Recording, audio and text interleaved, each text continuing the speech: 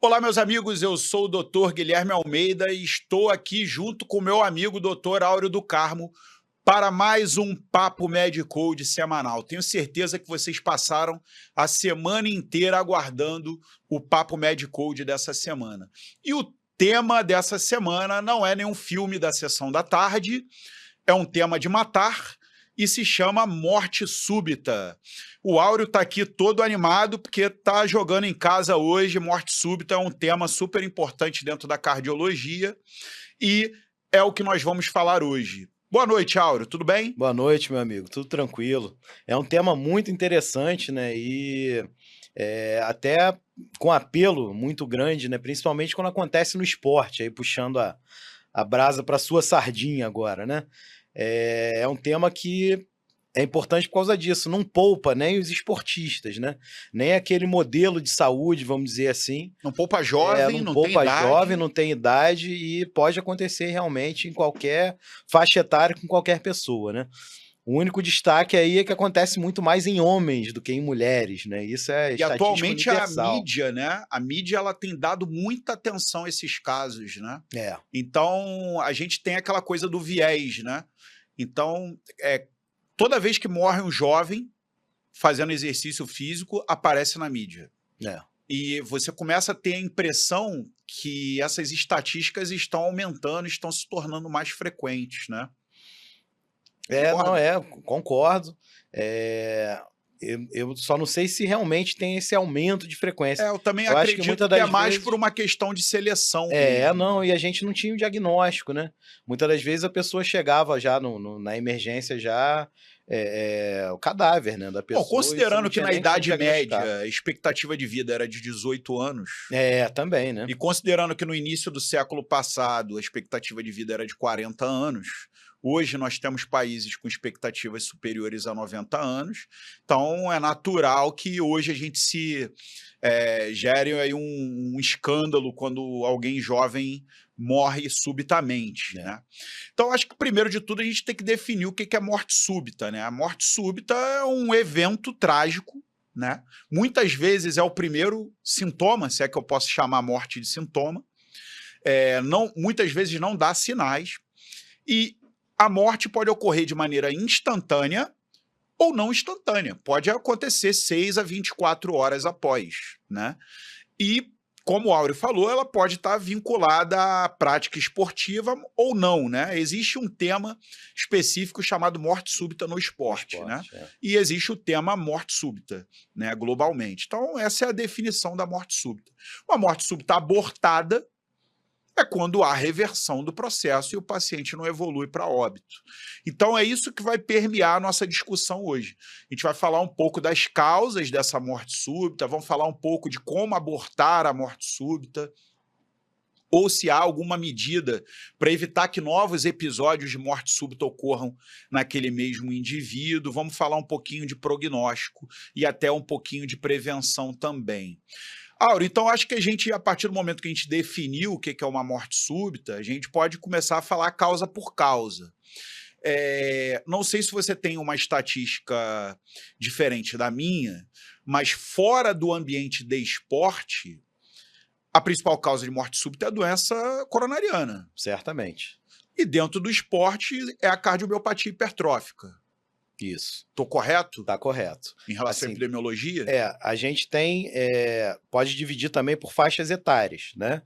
E tem a morte súbita do lactente, do Tem, recém-nascido, exatamente. que é de uma causa desconhecida e que se suspeita que seja algum mecanismo de maturidade cardiorrespiratória levando a um processo de asfixia. Está mais ligado à respiração, propriamente dita, né? Do que à circulação. Isso, sobretudo, até o primeiro ano de vida. Isso. Então, já por idade... Exatamente. Aí a gente vai, né, puxando para faixas etárias mais avançadas, né? Então, os indivíduos adultos jovens, as causas em geral são doenças congênitas, vamos dizer assim. Tá? Cardiopatia congênita. Cardiopatia congênita. E aí pode ser a cardiopatia hipertrófica, e aí pode ser a síndrome de Brugada, estenose síndrome aórtica, do QT longo, até a estenose aórtica, coartação da aorta, coartação, tetralogia de Fallot. Exatamente. Aí tem várias causas, né? Origem anômala. De coronária. Coronária. De tronco de artéria pulmonar. Indivíduos de meia idade, lá, acima dos 40 anos até os 60 anos. Aí vem as causas cardiovasculares, né? E aí vem a doença arterial coronariana disparada como a principal causa. E nos idosos, né, mais idosos, vamos dizer assim, de idade mais avançada, octogenários, nonagenários, você volta a ter causas também cardíacas, né? Estruturais. Aí vem levando a uma arritmia cardíaca, maligna, né? Uma insuficiência cardíaca com fração de ejeção baixa. E bradiarritmias, né? Sim. TAC e brad, mas mais bradiarritmias também.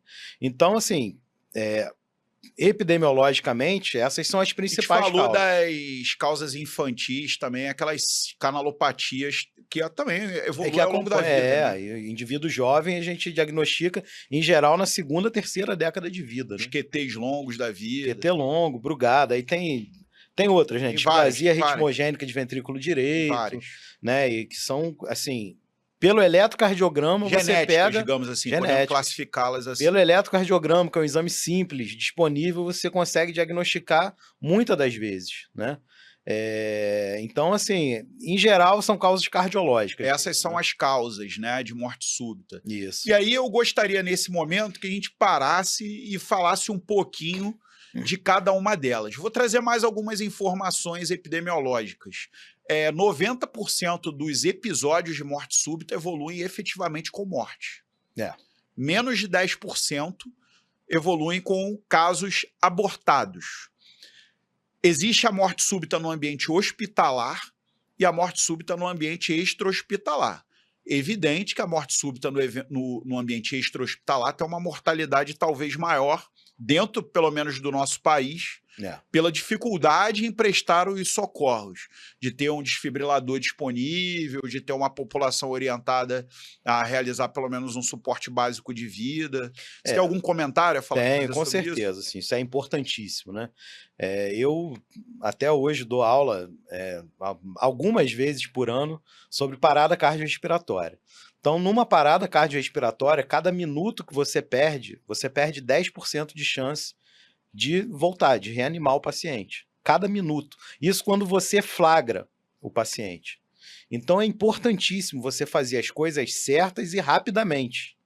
Então, por isso... No ambiente extra-hospitalar, no ambiente extra-hospitalar é muito mais difícil, porque muitas das vezes você tem um ambiente inadequado, na maioria absoluta das vezes. Tem até alguns lugares aqui do próprio Rio de Janeiro que você, por exemplo, museus, né, se você for reparar, você tem desfibriladores automáticos espalhados em alguns pontos. No exterior, né? Isso é muito mais frequente. Né, muito mais frequente. Dependendo do país, você aqui vê onde isso onde eu mais vi espalhado foi quando eu fiz a visita lá em Brasília, né? Da Câmara dos Deputados, do Senado Federal. Lá tem em cada pilastra, né? Agora, aqui devia ter em cada pilastra do Maracanã, e não tem, né? Por exemplo. Por exemplo, né? Então, em qualquer lugar onde haja concentração de pessoas, você tem que ter, porque é um dispositivo que não é tão caro assim, de manutenção fácil, e que representa vida ou morte nesses casos, né? Porque a maioria absoluta, em ambiente extra-hospitalar, você tem aí mais de 75% das paradas cardiorrespiratórias causadas por arritmias, por taquiarritmias, né? E aí, se você não tem desfibrilador, você pode fazer a manobra que você quiser ali. Se você não desfibrilar, o paciente não vai voltar. Não vai voltar. Então, tem que ter o desfibrilador, né? Então, isso é importantíssimo. Perfeito. Outra coisa, outro assunto que eu queria abordar com você é sobre estatística.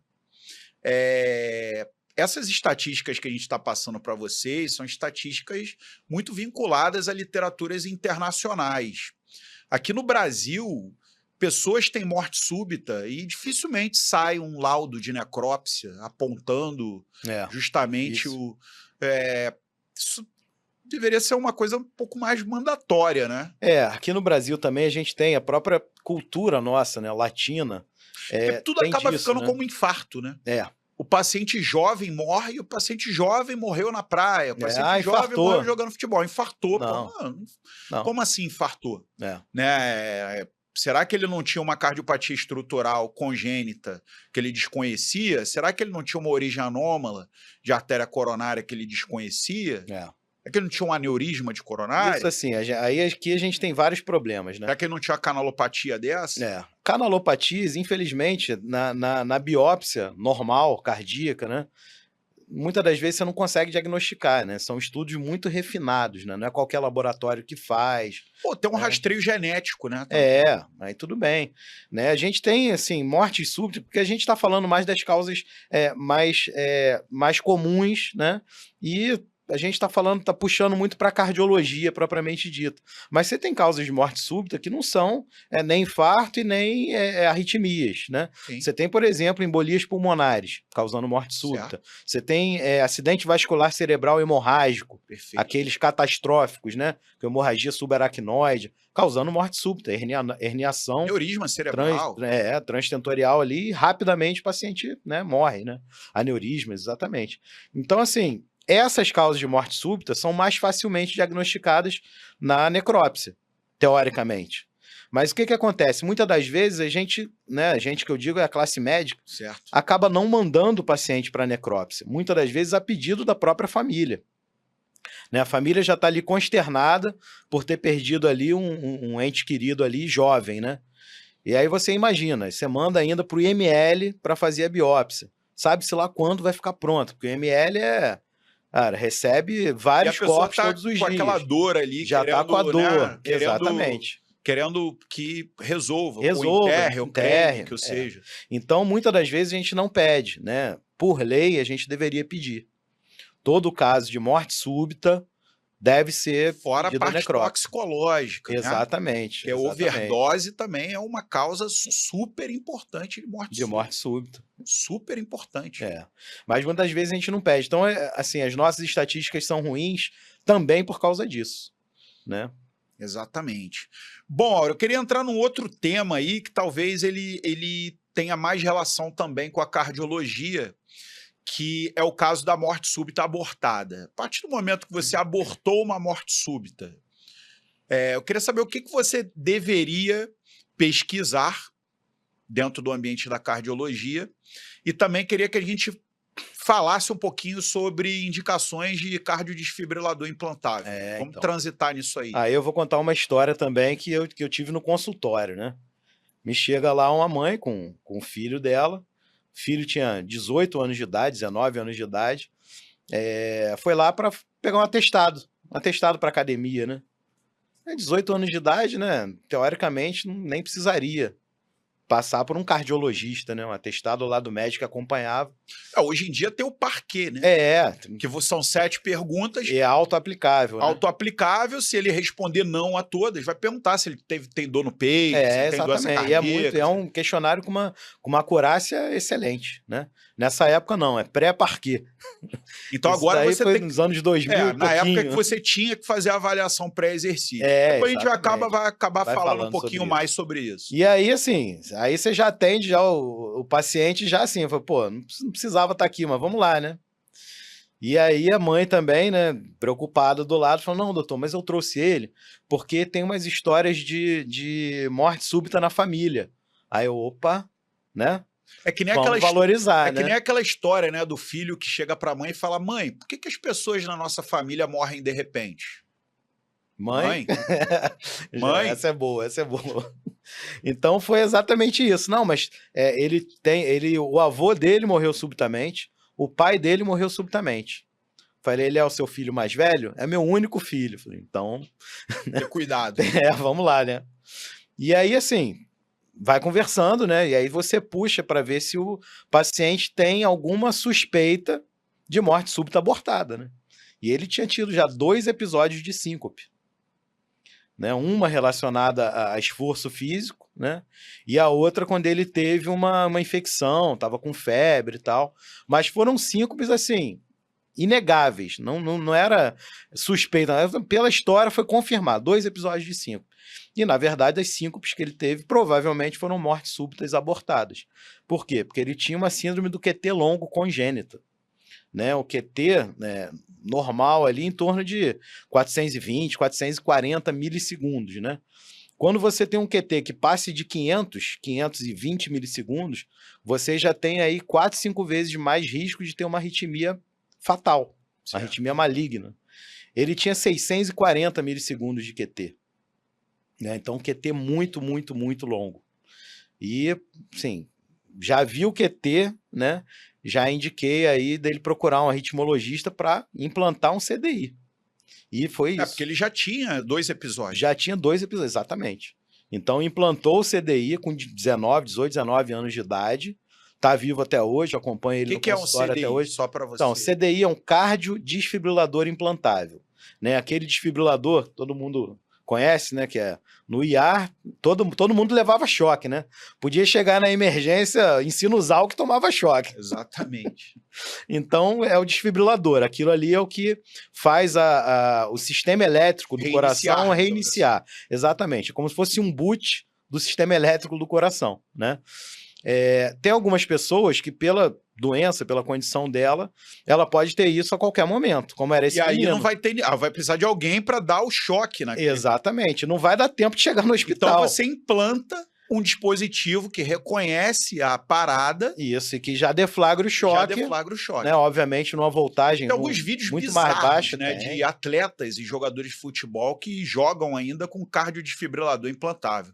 Tem um que eu acho que é da Tailândia, não sei. Tem no YouTube. O cara cai duro dentro do campo e todo mundo já sabe, já olha para ele e já vai correndo. E ele lá no campo, ele dá uma contorcidazinha, assim. O momento que ele tomou um choque. Tranquilo, Aí ele levanta, fica sentado. E vai. Que coisa louca, né? Louca. Aqui no Brasil, os clubes da Série A de futebol, né? Falo futebol que é o esporte mais popular nosso, né? A maioria absoluta deles não permite. Não permite essas doenças, né? Mas existem alguns atletas que são acompanhados, até com interesse científico, lógico que o atleta... Eu acho que o grande exemplo... O atleta assume o risco, né? Ele tem o termo... Tem tudo. Acho que o último atleta, pelo menos que eu fiquei sabendo, era o Eriksen era um. Mas aqui no Brasil, que eu digo, é o Washington. Lembra do Washington, do Fluminense? Não, mas eu acho que ele... Coração de leão. Coração valente. Coração valente, ele tinha diabetes. Tinha diabetes, mas era coronariopata grave. Mas ele não tinha CDI, né? Não tinha CDI. Mas a fisiopatologia é outra. Né? Mas ele tinha cardiopatia, assim, ele tinha arritmia. Ele jogava e tinha arritmia.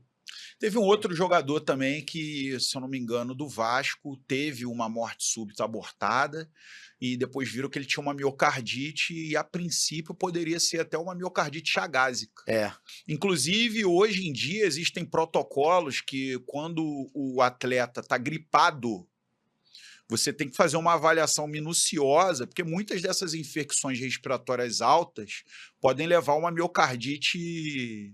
temporária, não transitória, ou não tão manifesta, e durante uma resposta adrenérgica pesada pode deflagrar uma arritmia. Vem arritmia mesmo.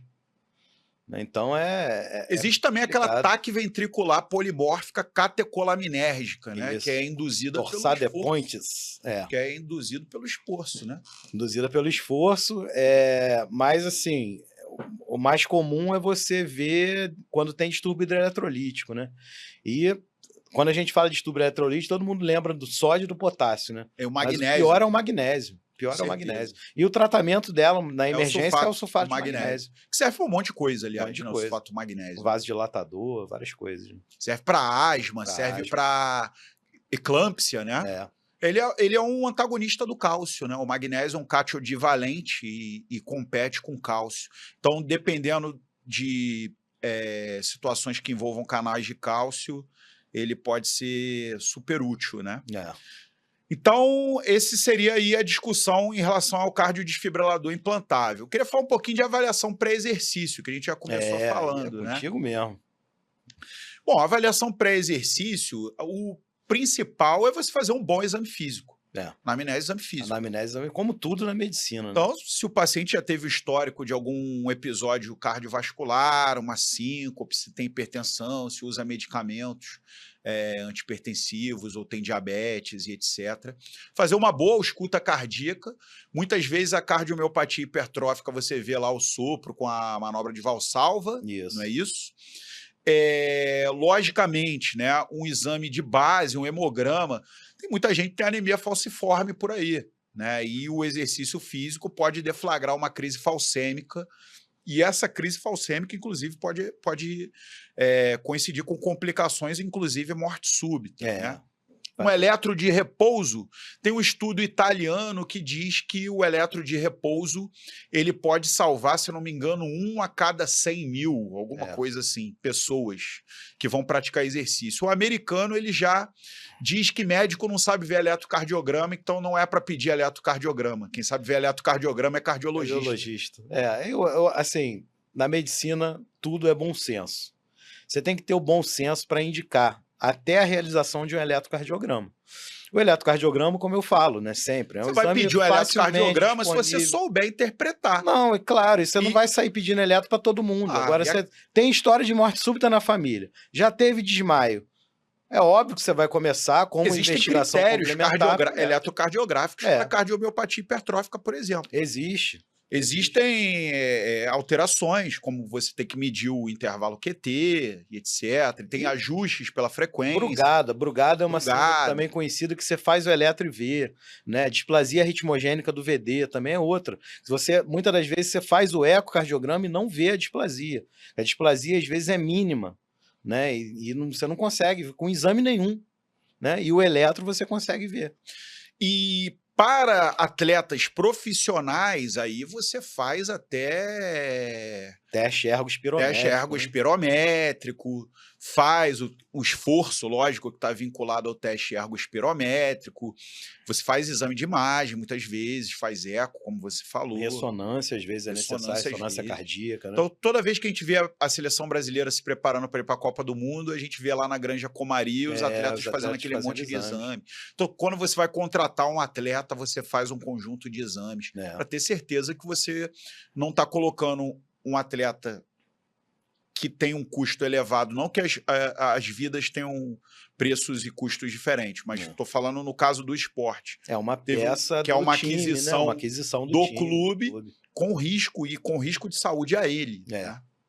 Exatamente. Então faz parte da investigação. E a gente tem um bom material de avaliação pré-exercício no Medcode, na área de medicina esportiva, bem completa. Dá uma olhadinha lá. Inclusive tem um elemento de morte súbita no esporte. É muito interessante. A parte de medicina esportiva só tem no Medcode, né? Não tem outro aplicativo que tem ali, aliás, vários conteúdos, né? Mas medicina esportiva, como é a sua especialidade, o carinho é maior ainda. Maior, com certeza. Então, Áureo, queria falar mais alguma coisa sobre morte súbita que você acha relevante? Não, basicamente isso o resumo é que, assim, morte súbita, ela se entrelaça muito com a síncope, né? Morte súbita abortada, em geral, você confunde com a síncope. Na morte súbita, propriamente dita, a gente foca mais nas causas cardiológicas, né? É o que você falou. Você não vai sair pedindo eletrocardiograma para todo mundo. Mas cada caso, pela anamnese, você já vai direcionar o teu caminho. Né? Então, é um paciente que tem história de morte súbita na família, tem história de outros episódios de desmaios, né? De síncope. Aí você tem que olhar com outros olhos, né? E nem todo exame, nem toda alteração vai aparecer no exame físico, nem toda alteração vai aparecer no eletrocardiograma, nem toda alteração vai aparecer no ecocardiograma. Então não existe uma receita de bolo que contemple todos os casos, né? Existem casos e casos. Então, para morte súbita especificamente, né, óbvio que sempre vai começar com a anamnese e o exame físico. E aí você escutou lá o sopro, médio external, beleza, você já vai direcionar o teu diagnóstico aí para uma cardiomiopatia hipertrófica. E você faz o eletro, tem alteração eletrocardiográfica também sugestiva lá, né? As ondas T invertidas, profundas, né? Ótimo. Mas nem sempre é assim. E muita atenção naquelas pessoas que praticam esportes e têm sintomas pré-síncope ou uma síncope manifesta. Exatamente. Tal do mal-estar. Sentiu um mal-estar. Às vezes sentiu uma palpitação, ou teve vertigem, teve uma sensação de desmaio, vista escureceu, ou efetivamente chegou até uma síncope. Né? A perda de consciência, novamente, né? A perda de consciência é uma coisa que sempre deve ser investigada. A pessoa tem que ser avaliada imediatamente. Exatamente. Muitas das vezes não tem causas tão graves, muitas das vezes é uma desidratação, né? Um jogo, né? Jogar em Moça Bonita aí a 46 graus não deve ser muito fácil, né? Dezembro, meio-dia, Dezembro, né? não deve ser muito fácil.